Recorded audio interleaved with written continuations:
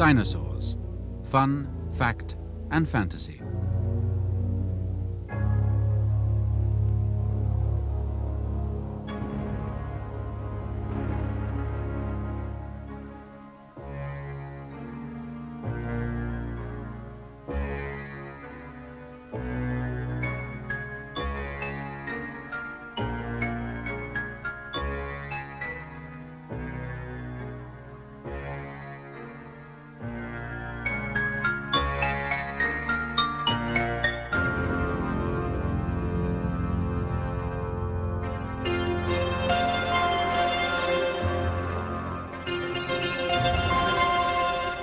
The dinosaurs. You've seen them on TV, in films, and in comic books. But what were they really like? And where did they live?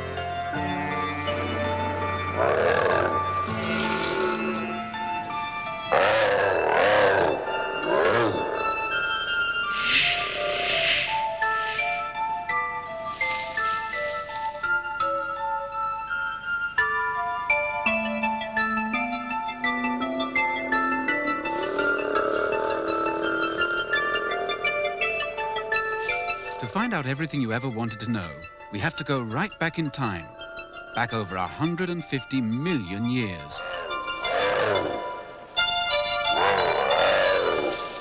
To the time this terrible fight first took place. As you can see, it's not a very pleasant time to be around. And this swampland isn't a very safe place to be. That's because the age of the dinosaurs happened a very long time ago. And although this scene actually took place here in England, it was a very different England to the one we know today. There were no towns and villages, and none of the fields and woodlands that we see today. It was a time long before the first men and women were on the earth. A time when this world was a very different place to the world we know. And it was covered with all kinds of extraordinary plants and even more extraordinary animals. And when the dinosaurs were around, a map of the world would have looked like this. The countries, Africa and India, are both next to South America, and Britain and Europe far closer to North America than they are today. So although all of the countries were around then, they were in very different places. Since the age of the dinosaurs, the main land areas of the world, the continents, have gradually been drifting apart, and it has taken millions of years to do so. Today's world, of course, now looks like this. We live now in a period called the Quaternary, and it's lasted for about 1 million years. And although that seems a very long time to us, it's actually just a very short time in the total life history of the world. If we go back 10 million years, however, we find ourselves in a very different period. We find ourselves in the Tertiary Age. This was the time when most of the plants and animals that we know today were just about starting to develop. The Tertiary Age goes back as far as 65 million years ago. And further than that, we begin to enter another age, the Mesozoic Age, the age of the dinosaurs and their ancestors.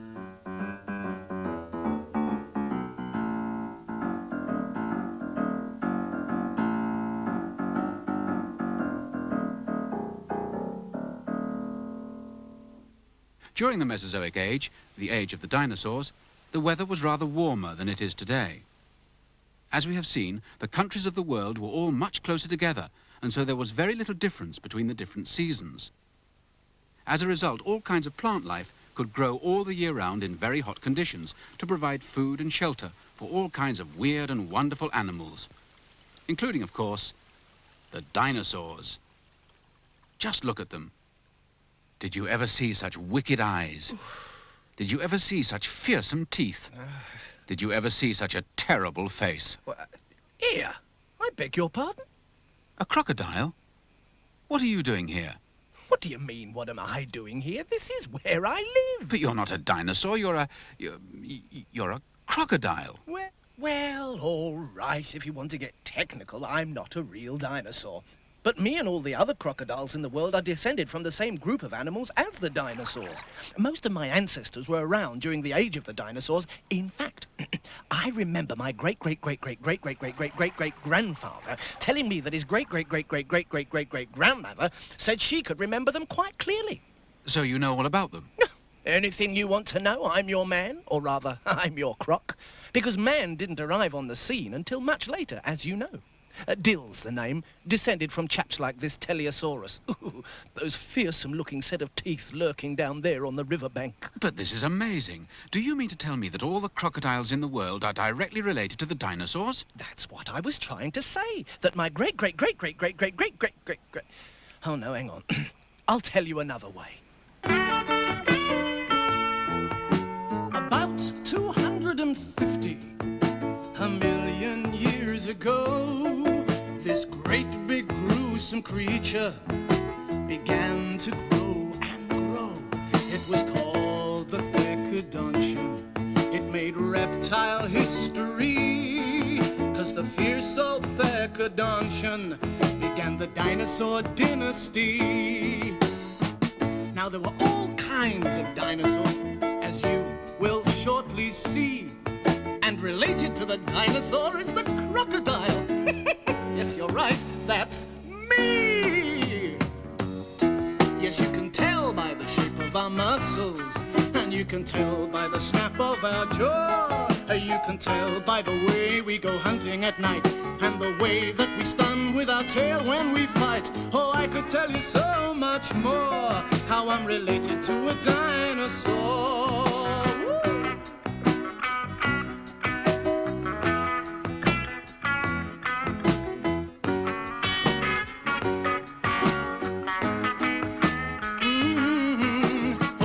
Tell you so much more, how I'm related to a dinosaur.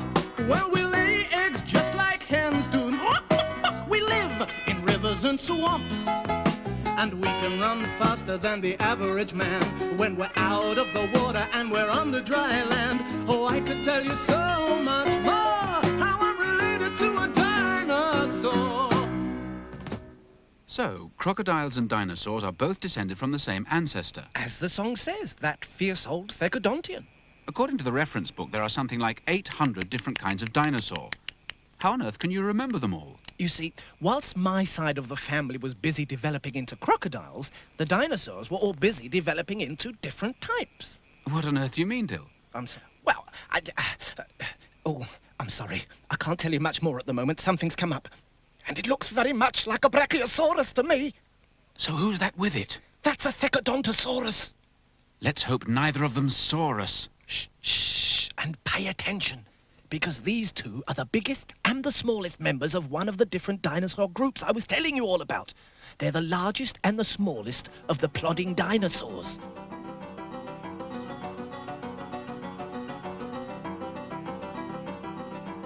Now, these two, on the other hand, are the biggest and smallest of the bird-footed dinosaurs. The big one's a Shantungosaurus, and the little one's got an even longer name, Micropachycephalosaurus. They're just two out of scores of bird-footed dinosaurs. Micro means small, doesn't it, Dill? That's right, but you need a big breath to say it. Get your head down. Here come the killer dinosaurs, and that could mean real trouble. The big one is the worst of the lot, the Tyrannosaurus. And the smallest is that chicken-sized little monster, the Compsognathus. Because most of the dinosaurs were vegetarians, they dined only on plants and leaves. But some really were meat-eating monsters that would kill anything that got in their way. Now these two are much more friendly, towards me at any rate. They're the Stegosaurus and the little Struthiosaurus from the armored dinosaur side of the family. They look quite well protected. Oh, yes. They could take care of themselves all right, even though they preferred quite a peaceful life. These two look familiar. And so they should be, because they were among the very last of the dinosaurs. Triceratops is the big one, and the little one in front of him is Microceratops. These were the last dinosaurs because they lived right at the very end of the Mesozoic age, in the light green Cretaceous period, remember? So they were some of the dinosaurs that could have been wiped out at the end of the dinosaur age. I'm afraid so, but don't feel too sad. Remember that you've seen all the main dinosaurs from over 140 million years. Plodders, bird-footed, fighting, armored, and the ceratopsians. The last dinosaurs all in the space of 3 minutes. And each one of these different groups could contain anything up to almost 100 different dinosaurs. So what are we waiting for? The plodding dinosaurs. The first of my dinosaur dozen. They were never too quick off the mark. The dinosaur dozen. Plodders!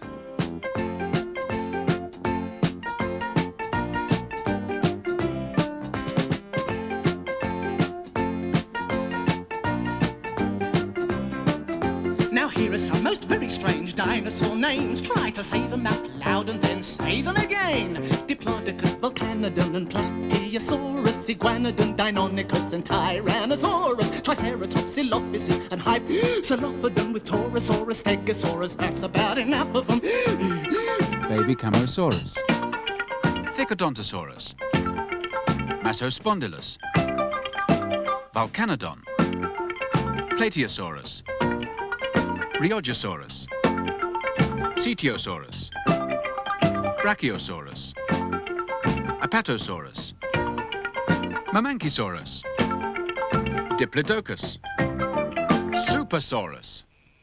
Well, Dill, you know them all personally so much better than I do.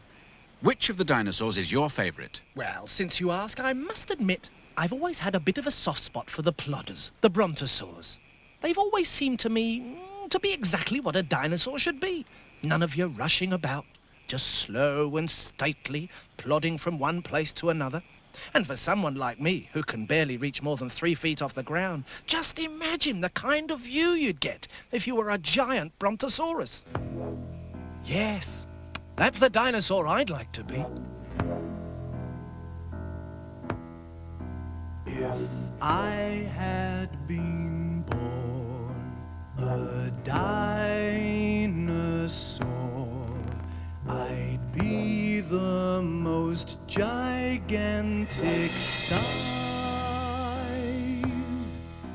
and almost as wide as a house I would be, but I'd be quite gentle and live peacefully if I were a dinosaur rather than me.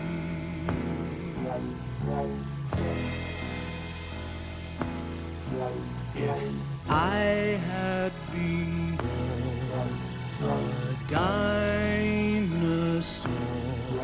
my neck would be extremely long, so I could eat leaves from very high trees, as well as small plants on the ground near my knees. If I were a dinosaur rather than me.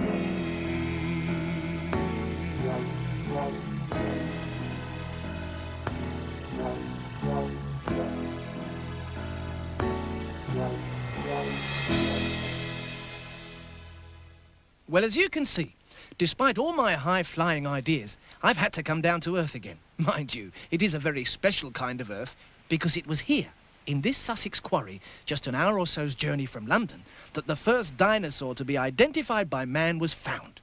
That's because over 100 million years ago, back in the Mesozoic age, the age of the dinosaurs, there were all kinds of crocodiles and dinosaurs living here where Britain is. That's right. Dinosaurs were right here in England. Mind you, it all looks very different today, though. Just as it did when Dr. and Mrs. Mantell first came across the scene back in 1822.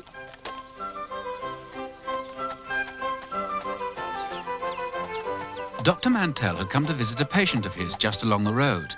And as it was such a beautifully warm summer's day, his wife Mary had come along for a ride.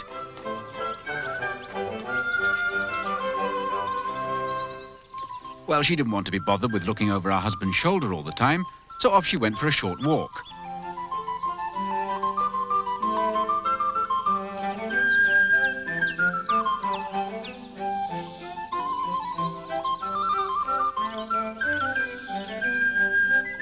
But barely had she begun than her attention was drawn to the middle of a pile of rubble being used to mend the road. For there, in the middle of a pile of rough sandstone, was the oddest-looking stone she had ever seen. It was dark brown and shiny, with a smooth, polished surface. And as she looked at it more closely, she suddenly realized what it was. The dark brown stone she was holding was a giant tooth, and there were many more crushed together in the sandstone nearby.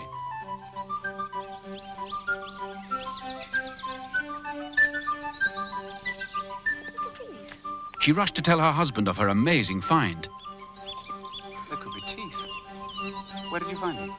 Down the lane. And together, they traced the source of the mysterious giant teeth back to a local sandstone quarry.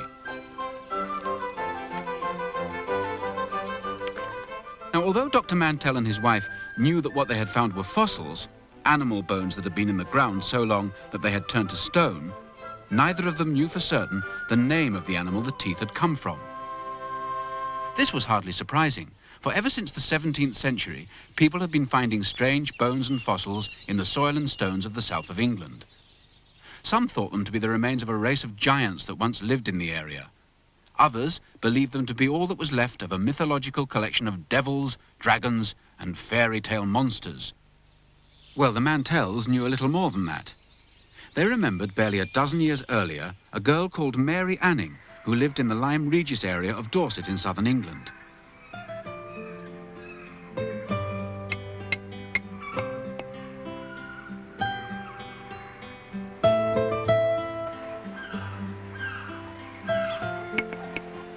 She had found, amongst other fossils, the complete fossilized remains of a prehistoric fish lizard, the Ichthyosaurus.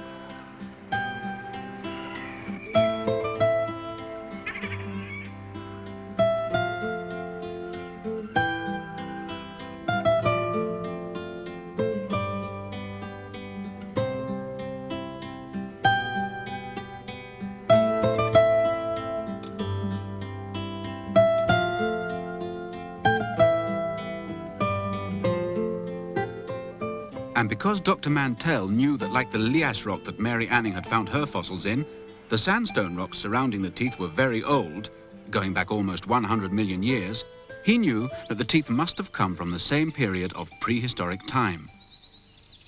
But how could a thing as solid as a tooth find its way into something as solid as a rock? The answer is that when the tooth first fell into the rock wasn't rock at all, but simply a layer of rather sandy mud lying at the bottom of a stream or a swamp. You can see exactly what happens if you pour plaster into a dish and then drop a chicken bone into it.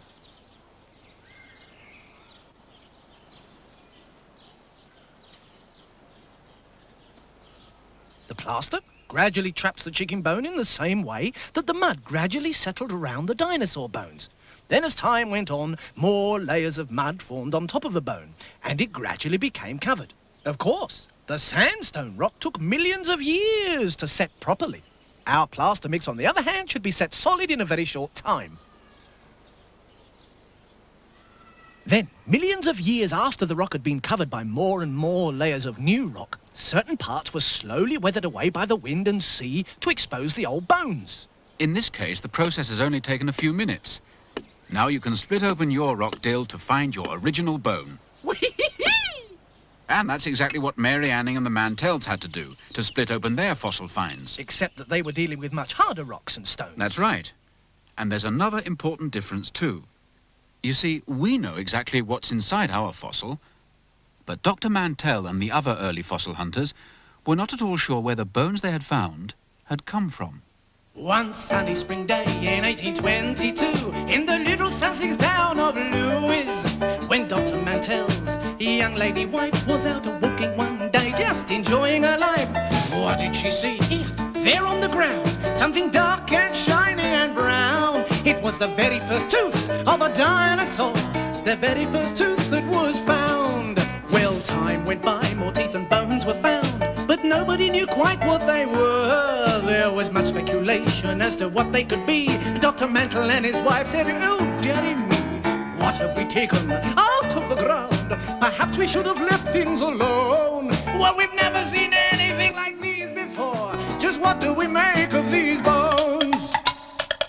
Was it a great big dog? Was it a fierce old giant? Now how will we ever know? Perhaps an elephant? No, that can't be right. Maybe a fiery dragon that set things alight. Well, we've racked our brains and we still don't know. Perhaps we should have left things alone. Oh, what is the answer? A prehistoric monster? Well, what do we make of these bones? Was it a great big dog? Was it a fierce old giant? Now how will we ever know? No. Perhaps an elephant? No, that can't be right. Maybe a fiery dragon that set things alight. Well, we've racked our brains and we still don't know. Perhaps we should have left things alone. Oh, what is the answer? A prehistoric monster? Well, what do we make of these bones? So how's your fossil coming along then, Dill? Oh, I'll show you. There you are. You know, all the same though, Dill, most people would find it pretty hard to imagine what a complete chicken would look like if they only had a fossilized chicken bone to go on. Well, that's the problem Dr. Mantell had. He'd found the teeth all right, but it wasn't until 9 years later, in 1831, that he finally discovered a complete skeleton. Then he could see for the first time ever what kind of an animal the fossilized teeth had come from, and what it would have looked like back in the Mesozoic age. I hate to say this, Dill, but you know, Dr. Mantell's strange fossilized creature has come out looking more than a little like you. Of course it does. That's why he called it an iguanodon, after a fierce iguana lizard that lived in South America, and dont meaning teeth. It wasn't until several years later that people first began to realize that the iguanodon was just one of the prehistoric reptiles called the dinosaurs. The name dinosaur means terrible lizard. And by the time that the word dinosaur first came into common use, all kinds of people have been busy working out their own ideas of what the iguanodon would have looked like in real life. This is a model specially made for the Crystal Palace grounds in London in 1854. He's completely the wrong shape. His colours are all wrong. And as for the spiky horn on his nose, well, even Dr. Mantell got that wrong. This is where it really fits. The people of Maidstone in Kent, near where the iguanodon was found, were so pleased with it that they decided to put old Iggy here into their town's coat of arms. Today, of course, we now know that the iguanodon that Dr. Mantell discovered was only one of a whole family of bird-footed dinosaurs, the second of our dinosaur dozens. Dinosaur dozen, bird-footed.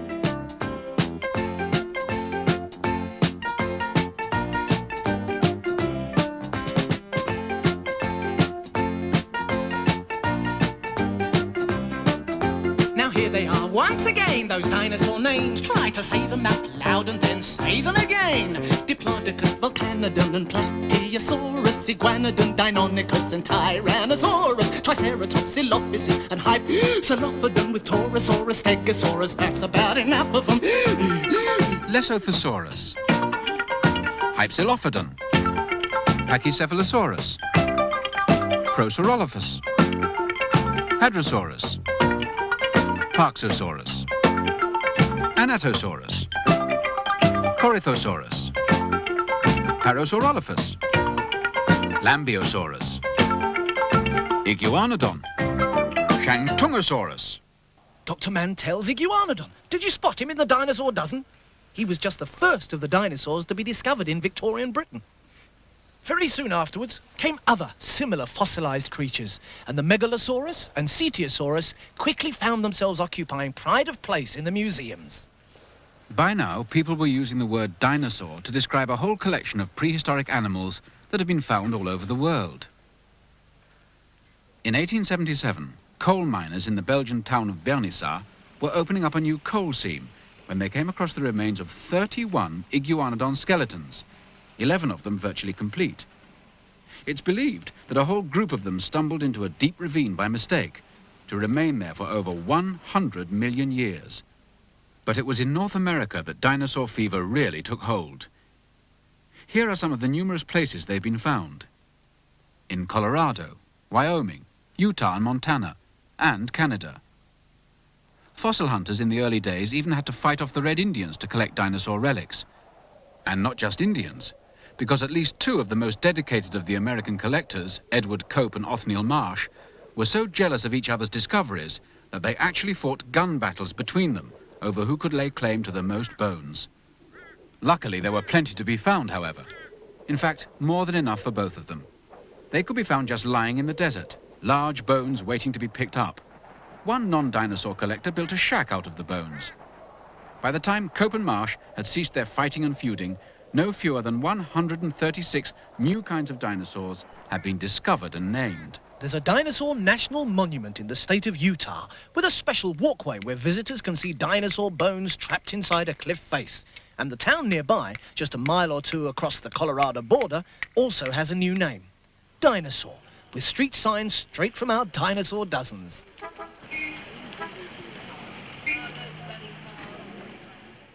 Dinosaur remains have been found in almost every part of the world, and we may be sure that there are still many more waiting to be discovered.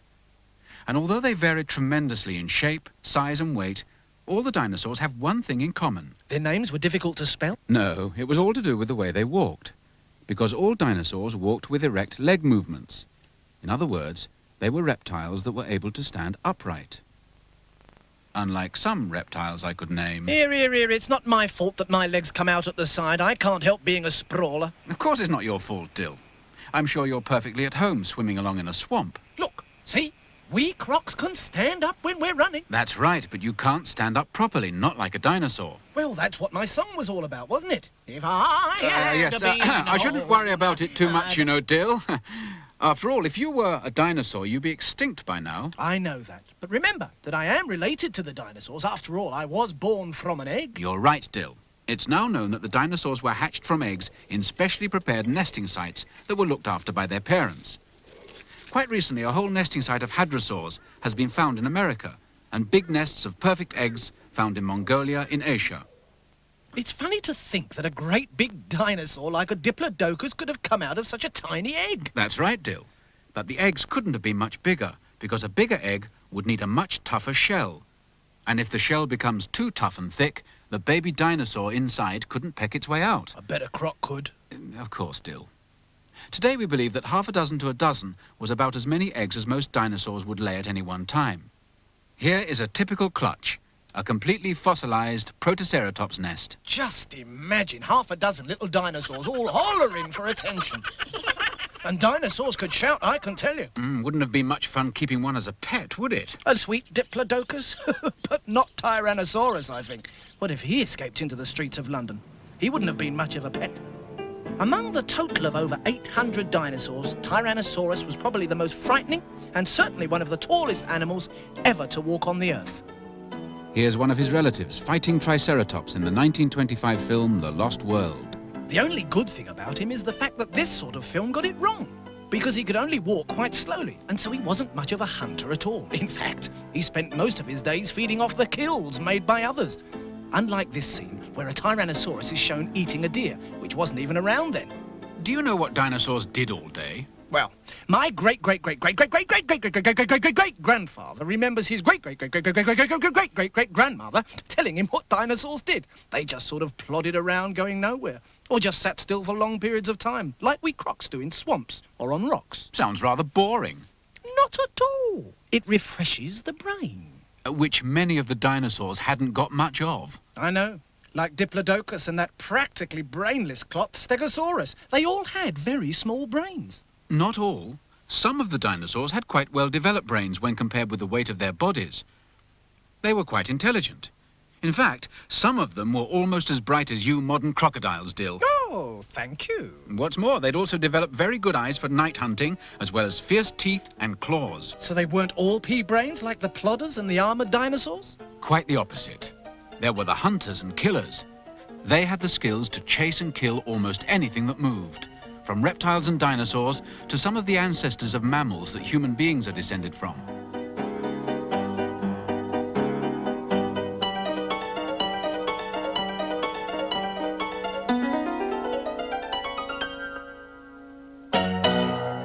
I think this means the next dinosaur dozen's coming up. Oh, the killer dinosaurs! Dinosaur dozen! The killers!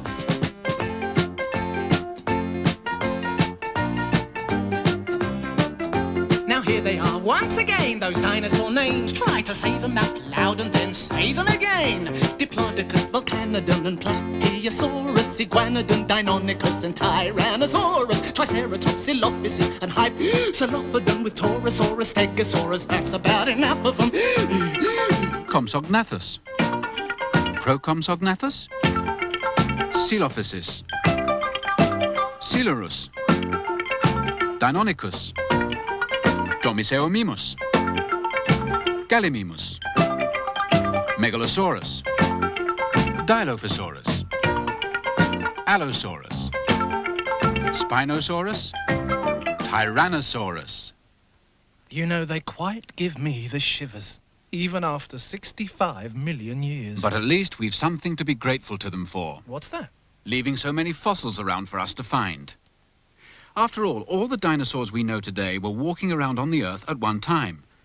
And when they were killed or died of old age or an accident, like those iguanodons in Belgium, they left us all kinds of valuable clues to the ways in which they lived. How did it happen? Well, as we've seen, so many of the dinosaurs lived in swamp and marsh country.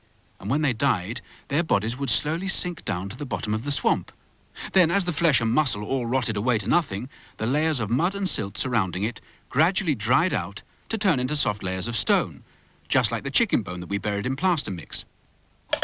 Was it a great big dog? Was it a fierce old giant? Now, how will we ever know? No. Perhaps an elephant? No, that can't be right. Maybe a fiery dragon that set things alight. Well, we've racked our brains and we still don't know. Perhaps we should have left things alone. Oh, what is the answer? A prehistoric monster? Well, what do we make of these bones? Eventually, after many millions of years, the combined pressure of the earth and rock on top slowly began to change the skeleton of the fallen dinosaur into a kind of stone, generally keeping its dinosaur shape. That's how the fossil iguanodon of Dr. Mantell met his fate. Trapped for millions of years in a swamp floor that turned to stone and was finally found in the layers of sandstone in the quarry. That's right, Dill. Just like this Silophysis. And that's not all. Now, obviously, the bones that fell to the bottom of the swamp first will be found far lower down in the stone layers than the bones of the dinosaurs that died later. And those dinosaurs that lived and died during the final period of dinosaur life on Earth, the Cretaceous period, will be found on top of all of them. Right at the bottom, my old ancestor, the fierce old Thecodontian. And as we go back up through the layers, all the various dinosaur groups gradually come to light, just as the paleontologists discovered them. The lowest layer, the Triassic. Middle to late Triassic, Silophysis, Procompsognathus, Ornithosuchus, Plateosaurus, and Thecodontosaurus. Jurassic! Mind the gates, please, thank you. Compsognathus, Megalosaurus, Allosaurus, oh, hello. Mamenchiosaurus, Diplodocus, Brachiosaurus, Stegosaurus, and Supersaurus.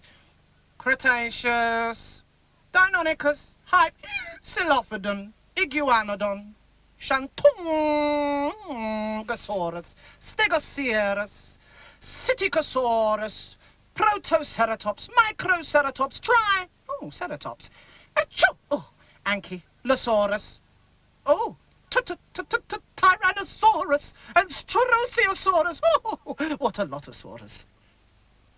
The Cretaceous was the last part of the dinosaur or the Mesozoic age, and there were then more different dinosaurs around than ever before.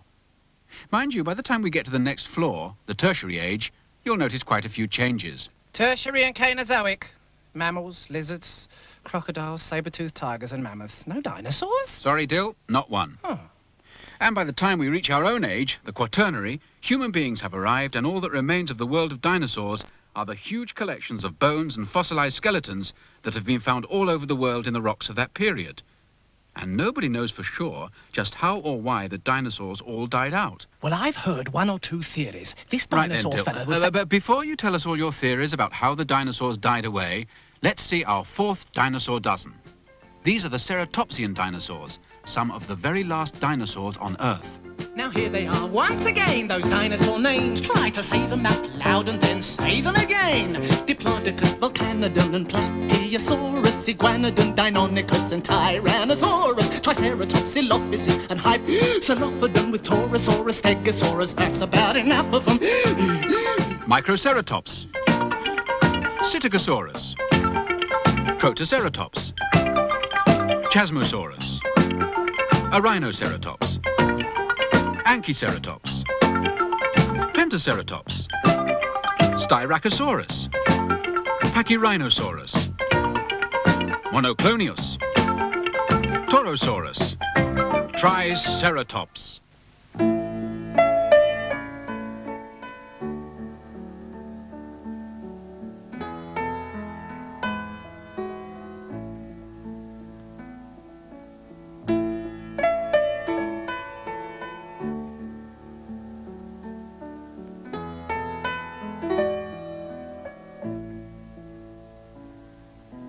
Nobody really seems to know, even to this day, just how the mighty dinosaur suddenly died away. Could it have been an earthquake? Could it have been the cold? Could it have been they ate too much? Did starvation take its toll?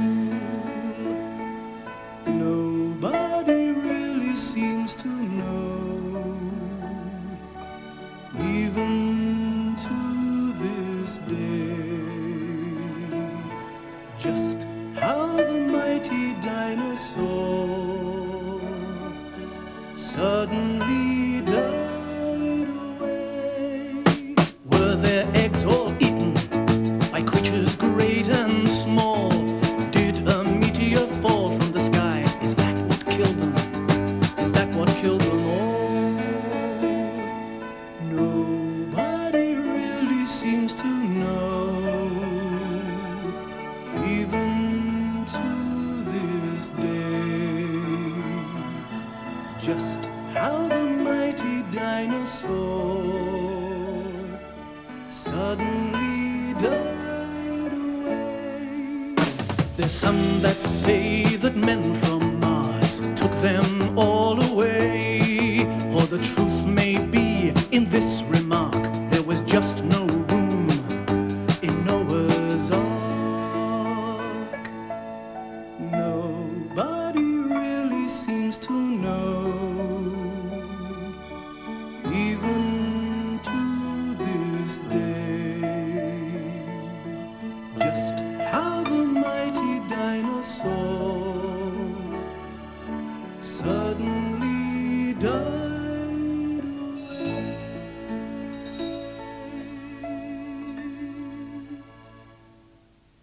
Well, you've certainly given us plenty to think about, Dill. Yes, I'm not too sure about the men from Mars or the Noah's Ark. I think the meteor theory the most likely, though it didn't kill us crocs. At any rate, the dinosaurs disappeared entirely at around the end of the Cretaceous period and were never seen again. But there are still plenty of dinosaur near relatives around today.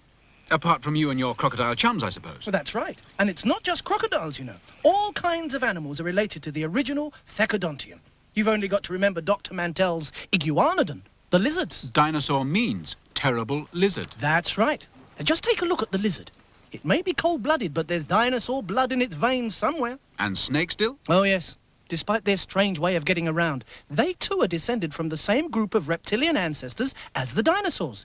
Just the same as turtles and tortoises. Is that the full extent of your dinosaur relatives then, Dill? Well, perhaps, but not quite. Just listen to this. Ah! Dinosaurs! But that's a cockatoo, Dill. Exactly. And there's an amazing connection between birds and dinosaurs. Ah, beak, eggs, claws, erect leg stands? That's right. And although some of the resemblances are only coincidental, no one really believes the parrot to be descended from the parrot-billed dinosaur. Mind you, there are still a lot of experts who believe that birds could be the largest surviving branch of the dinosaur dynasty. Anyway, because Archaeopteryx here had feathers, wings and a beak, it has been rightly called the first bird, but the Archaeopteryx should be compared with this little chap. The coelurosaur. And when this was done, they found at least 21 common factors of shape and structure, including the fact that the coelurosaur was almost exactly the size of a chicken. So birds really could be related to dinosaurs. It's more than a theory. It's a distinct possibility. But what about the other flying reptiles, like the pteranodons? Aren't they flying dinosaurs? Far from it. The pteranodons were never real dinosaurs. They didn't have the legs for it. No, they were strictly pterosaurs, flying reptiles, not dinosaurs. Lots of people do get it wrong thinking that the pterosaurs were dinosaurs. Yes, and just look at all the other animals that people sometimes mistake for dinosaurs too. You may think we're dinosaurs, oh, but we're not. Though we may have some features that the dinosaurs got. We've prettier faces, we have much nicer teeth. No, we're certainly not dinosaurs underneath. No, we're certainly not dinosaurs underneath. The old Loch Ness Monster and fierce dragons too have all been called dinosaurs, but that isn't true. We crocodiles may well have the same ancestry. But he's no dinosaur. Oh no, I'm very much me. No, he's no dinosaur. No, I'm very much me. Take it away, boys!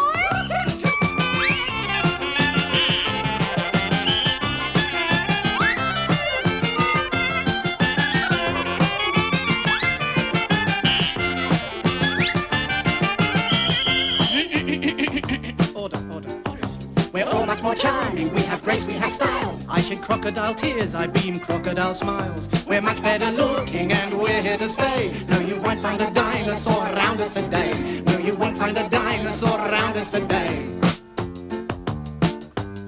Oh, you may think we're dinosaurs, oh, but we're not. Though we may have some features that the dinosaurs got. With prettier faces, we have much nicer teeth. No, we're certainly not dinosaurs underneath. And no, we're certainly not dinosaurs underneath. Well, so much for the things that definitely aren't dinosaurs. And who knows what other weird monsters are waiting to be discovered. Maybe some are still around today. Well, there have been some fairly amazing discoveries concerning prehistoric animals and plants that people had always assumed to be extinct for millions of years. So, perhaps there could still be the odd dinosaur waiting to be discovered. Perhaps even the famous monster at the bottom of Loch Ness. Yes, the Loch Ness Monster has certainly kept people baffled for a long time. He must have been pretty well protected to have lasted for the past 65 million years, though.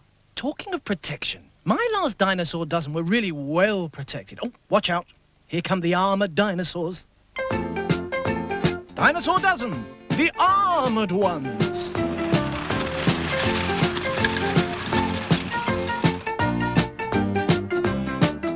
Now here they are, the final time, those dinosaur names. Try to say them out loud and then say them again. Diplodocus, Volcanodon and Plateosaurus, Iguanodon, Deinonychus and Tyrannosaurus, Triceratops, Dilophosis and Hypsilophodon with Torosaurus, Stegosaurus. That's about enough of them. Struthiosaurus, Scelidosaurus, Acanthophilus, Polycanthus, Sylvisaurus, Tuojangosaurus, Paleoscincus, Kentrosaurus, Scolosaurus, Ankylosaurus, Nodosaurus, Stegosaurus. There they go, the last of the dinosaur dozens. Well, you certainly know a bit about dinosaurs, Dill. Well, of course. My great. Thank you.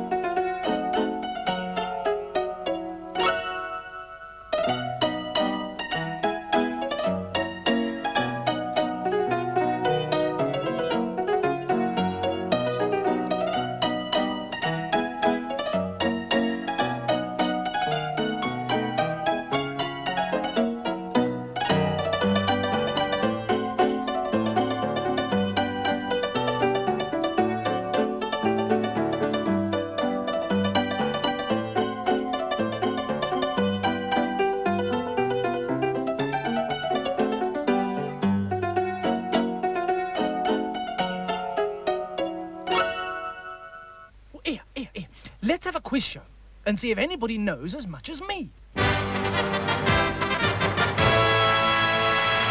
It's the Dino Quiz. And here's our crocodilian host. Here's Dill. Thank you. Oh, you're too kind. Thank you, everyone. And welcome to the Dino Quiz, the ever-popular quiz show for dinosaurs that are anything but extinct. Behave, you rabble. Now, well, you've seen all the dinosaur dozens and followed the dinosaur history, so let's see how your knowledge shapes up as we introduce our panel of experts. On my left, representing the Jurassic age, is Diplodocus. Diplodocus, Dill, if you don't mind. After all, I am one of the plodders, you know. Oh, and next to her, we welcome back a very old friend of the show, and I do mean old, Lesothosaurus from the Triassic. I am related to the Iguanodon and am one of the first dinosaurs to have... Thank you, Les, we know all that. And on his right, of course, it's the familiar face of our Cretaceous expert, Tyrannosaurus Rex. Hello. And yet another new bone tie, if I'm not mistaken. I can't think where he gets all his bones from. It's not where he gets them from, it's who he gets them from I'm worried about. And finally, our non-dinosaur guest of the week, a medieval dragon, all the way from Wales. Oh, thank you, kind sir. Well, you all know what the show is about, so let's now see our first clip. So there we are. Well, can you identify the larger dinosaur in that clip? Tyrannosaurus Rex, Cretaceous. It wasn't a dinosaur. Can you tell me why? It was really a lizard covered in scales, and also it couldn't stand upright. Probably had too many in the dino bar. A good start, Rex. That's 2 points to you. Now for a trickier one. I want you to watch very carefully as we see our next clip. Well now, what's so special about this bird? Lesothosaurus, late Triassic.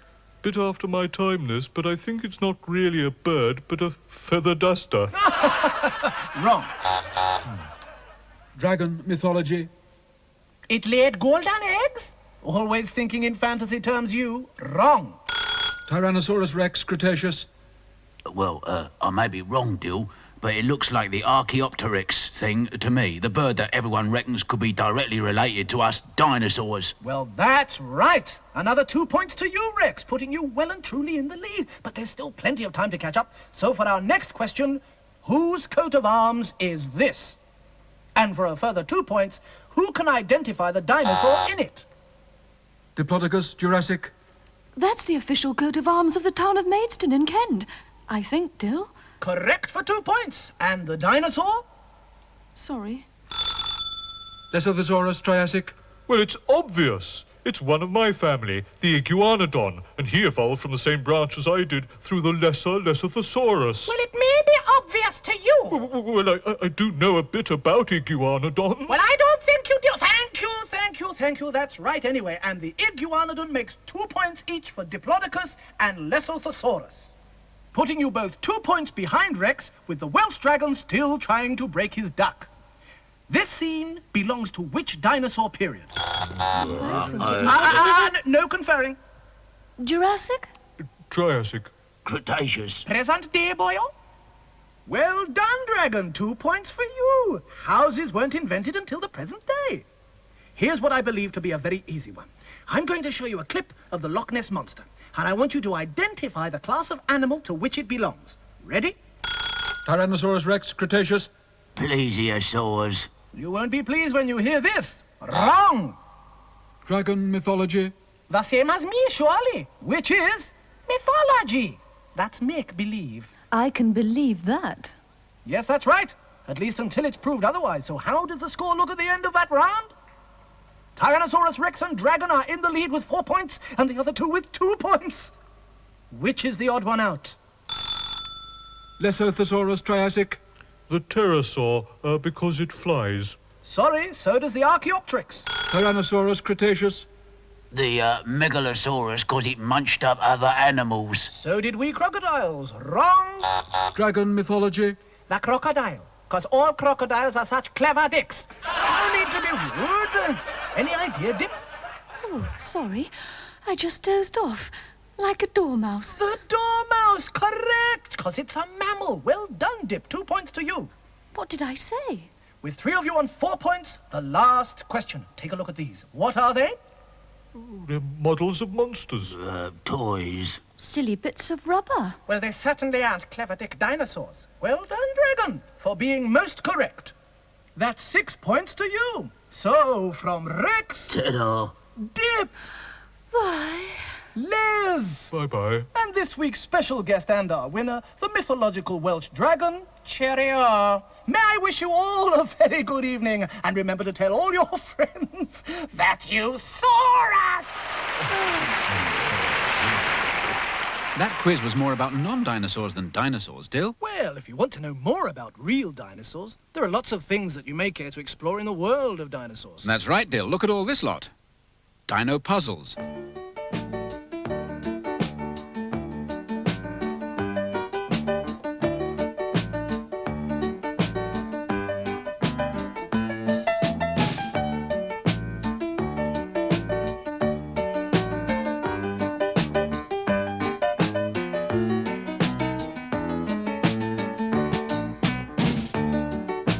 Dino kits.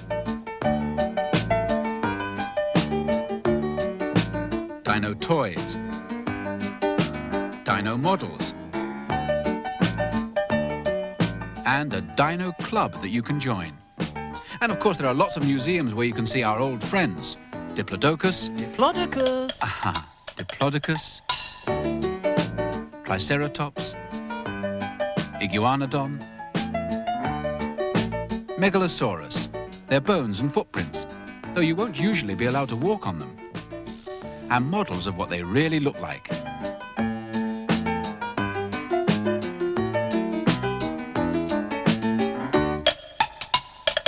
There are some dino parks you can visit to see dinosaur statues. You could always go looking for fossils like Mary Anning did, or in quarries like the Mantells. So, that's the lot. Lots of places to find dinosaurs, and I'll see you there as well. Because we crocs are always around. Bye-bye.